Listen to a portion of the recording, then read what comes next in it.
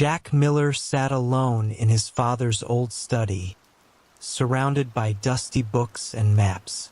His father had been an archaeologist, always searching for lost treasures and ancient civilizations. Jack missed him every day since he passed away. While cleaning out the shelves, Jack found an old, rolled-up map hidden behind a stack of papers. Curious, he gently opened it. The map was faded, but he could still make out strange symbols and a drawing of a city. At the bottom, in his father's handwriting, were the words, "The Lost City of Gold." Jack's heart raced. Could it be real? His father had spent years searching for this legendary city, a place filled with riches beyond imagination. Many believed it was just a myth, but Jack's father had always believed it was out there, waiting to be found. Excited, Jack knew what he had to do. He couldn't let his father's work go unfinished. He had to find the lost city of gold. Without wasting any more time, he packed his bag and prepared for the adventure of a lifetime. The journey was about to begin. Jack knew he couldn't find the lost city of gold on his own. He needed help. The journey would be dangerous, and the jungle was full of challenges he couldn't face alone. His first call was to Sarah, a brilliant linguist who could read ancient symbols. She had helped his father many times before. When Jack explained what he had found, Sarah was excited. "I'm in," she said without hesitation. Next, Jack called Tom, an experienced survivalist who had spent years exploring jungles and remote places. If anyone could keep them safe in the wild, it was Tom. "I've heard of that city. Count me in," Tom said. Finally, Jack reached out to Professor Martinez, an old friend of his father's and a historian who had studied the legend of the lost city for decades. The professor had always dreamed of finding it. When Jack told him about the map, the professor's voice trembled with excitement. "This could be it," he said. "Let's do it." With the team assembled, Jack felt ready. They would leave in a few days, prepared to follow the ancient map and uncover the mystery of the lost city of gold. The adventure was no longer just a dream, it was becoming real. Jack and his team arrived at the edge of a vast, thick jungle. The trees stretched high into the sky, their branches tangled with vines. The air was humid and filled with the sounds of birds and insects. It was beautiful but also dangerous. "Are we ready?" Jack asked, looking at his team. Sarah nodded, holding the map carefully. "The map leads us deep into this jungle." Tom, already checking his gear, said, "Stay close. The jungle can be tricky, and we don't want to get lost." With that, they began their journey. The path was rough, and they had to cut through thick plants and climb over rocks. Sweat dripped from their faces, and the heat was intense. But they pressed on, excited about what they might find. As they went deeper, they started to see strange carvings on the trees and rocks, symbols similar to those on the map.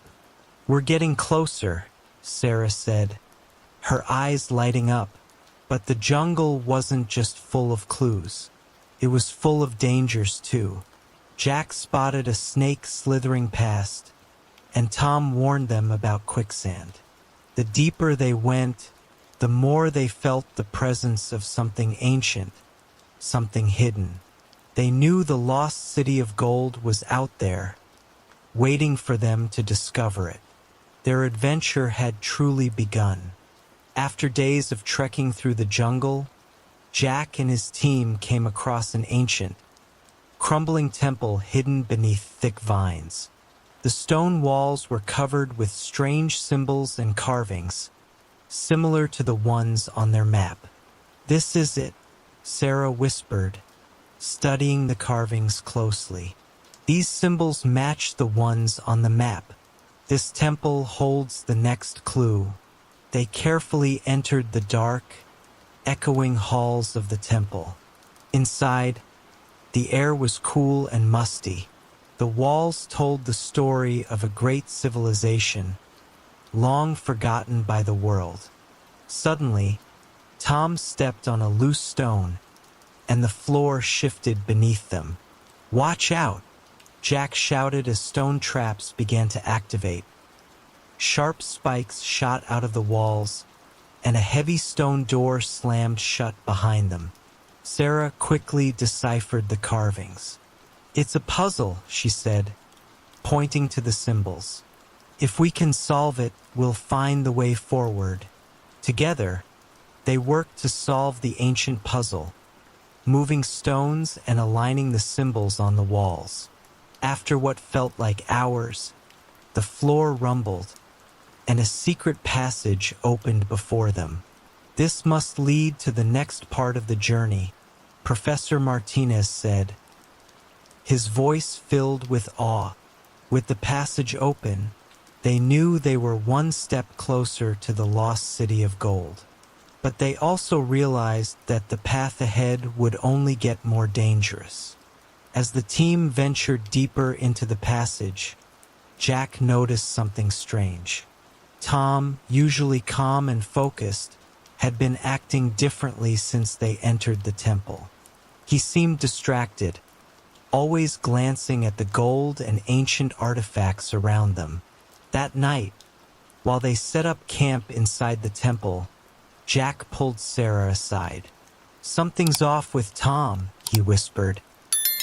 "He's not himself." "I've noticed too," Sarah replied, her eyes narrowing. "We need to be careful." Later, as everyone slept, Jack woke to the sound of footsteps. He quietly got up and saw Tom sneaking around, packing supplies and stealing the map. Jack's heart sank. Tom was planning to abandon them and take the treasure for himself. "Tom!" Jack called out, startling him. "What are you doing?" Tom turned, his face full of guilt and greed. "I'm sorry, Jack, but this treasure is too valuable. I'm not sharing it with anyone." Before Jack could stop him, Tom ran, vanishing into the shadows with the map. Jack woke the others. "Tom's betrayed us." He took the map and ran off. Professor Martinez shook his head in disbelief. "We've come too far to turn back now." Though they had lost the map, Jack and the team were determined to continue. They had faced danger before, and they weren't giving up now. But without Tom and the map, their journey was about to get much harder. With Tom gone and the map stolen, the team felt lost. But Jack refused to give up. "We've come too far to stop now," he said. "We'll find another way." Sarah studied the symbols carved on the temple walls. "These markings," she said, tracing them with her fingers, "they could lead us forward." The ancient people always left clues for those worthy of finding the lost city. Professor Martinez agreed. This must be the sacred path, a hidden route known only to a few. Trusting Sarah's knowledge, they followed the symbols deeper into the jungle. The path was narrow and overgrown, with sharp rocks and tangled vines making every step difficult. They had no guide now, just their instincts and the fading clues on the walls. As they journeyed, the challenges grew harder. Poisonous plants, hidden pits, and wild animals blocked their way. At one point, Jack nearly fell into a deep ravine but was saved by Sarah at the last second. Despite the dangers, the team pressed on, driven by the hope of reaching the lost city. They could feel they were getting closer. The ancient symbols were clearer now, and they saw glimpses of golden light through the thick trees. "We're close," Jack said, his heart pounding. "The lost city of gold is just ahead." But even as they moved forward, they knew the hardest challenges were yet to come. After days of following the sacred path, the jungle began to thin. The trees parted, revealing a steep cliff. Jack and his team climbed carefully, their muscles aching and their spirits worn from the tough journey. Finally, at the top of the cliff, they stopped to catch their breath. As Jack looked out over the horizon, his eyes widened in disbelief. Below them, nestled in a misty valley, stood the lost city of gold. Golden towers gleamed in the sunlight, and ancient stone buildings rose up from the ground, covered in vines. The entire city looked untouched by time, hidden from the world for centuries. "We found it," Sarah whispered in awe, her voice trembling. "It's real." Professor Martinez smiled, his eyes shining with excitement. After all these years, it wasn't just a legend, but as they stared at the magnificent city, Jack felt a sense of unease. The city was beautiful, but it also felt mysterious and full of secrets. They had come so far, but Jack knew the hardest part of their journey was about to begin. "We need to be careful," Jack said, his eyes scanning the valley. "The city may hold dangers we can't imagine." With renewed determination, the team began their descent into the valley, ready to uncover the secrets of the lost city of gold. As Jack and the team approached the lost city of gold, they were filled with excitement and a little fear. The closer they got, the more they realized how quiet the valley was. No birds, no animals, just silence. Suddenly, figures emerged from the shadows. Dressed in ancient armor and holding long spears, these mysterious people appeared out of nowhere. They looked strong and serious, their eyes fixed on Jack and his team. "Who are they?" Sarah whispered, stepping back. "They must be the city's guardians," Professor Martinez said in a low voice. "They've protected this place for centuries." One of the guardians stepped forward and spoke in a language none of them understood. Sarah quickly tried to communicate, using her knowledge of ancient languages. "We come in peace," she said, hoping they understood. The guardian paused, studying them carefully. Jack's heart raced. Would they be allowed inside the city or turned away? After a long moment, the guardian nodded slightly, motioning for them to follow. "I think they're letting us in," Sarah said, relief flooding her voice. With the guardians leading the way, Jack and the team entered the lost city. They were finally inside, but Jack knew this was just the beginning.